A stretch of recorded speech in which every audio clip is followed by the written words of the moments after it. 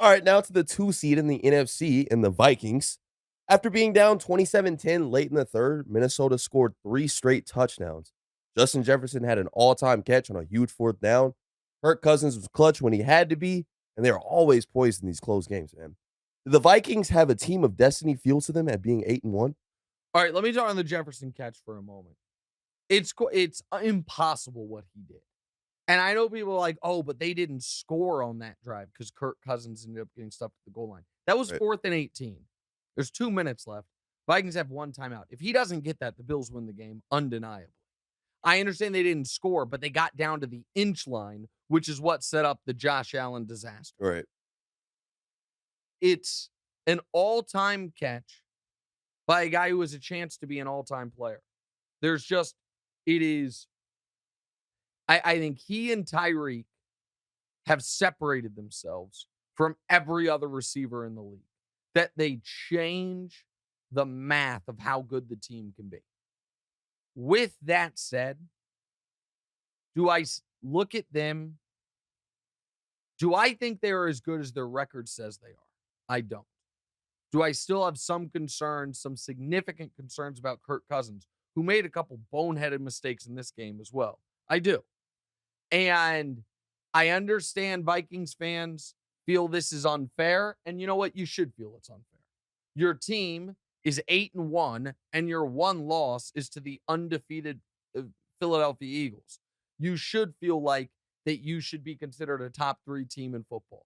That the 3 best teams in football, in some order or another, should be the Eagles, the Chiefs, and the Vikings. And you are not quite getting that respect.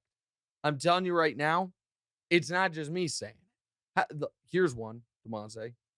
This will be, well, I don't want to give it away, but next week, the Vikings play the Cowboys in Minnesota. Vikings at home against the Cowboys. We'll talk about the Cowboys in a moment. What do you think the point spread in that game is? What do you think the line is?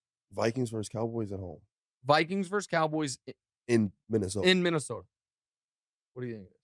Vikings are 8-1. Cowboys are now 6-3. Minnesota minus 3.5. Dallas -2. Wow. Vegas doesn't So respect that's the the record point. either. Correct. So there is an odd thing happening right now where the Vikings, they win close games, and maybe the close games part is what people don't respect. They beat the Dolphins, granted without Tua. They crushed the Packers to start the year.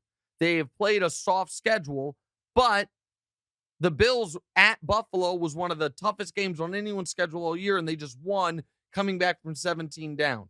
Am I ready to call them legitimate contenders? I'm sorry, I'm not.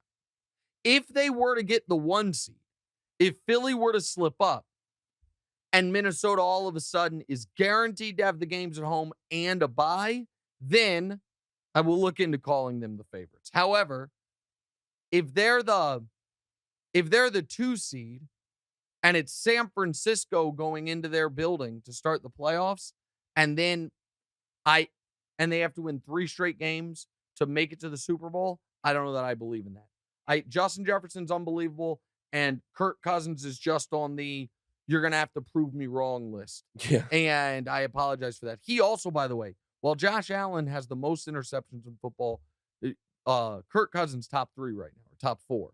So, and he threw a couple in this game as well.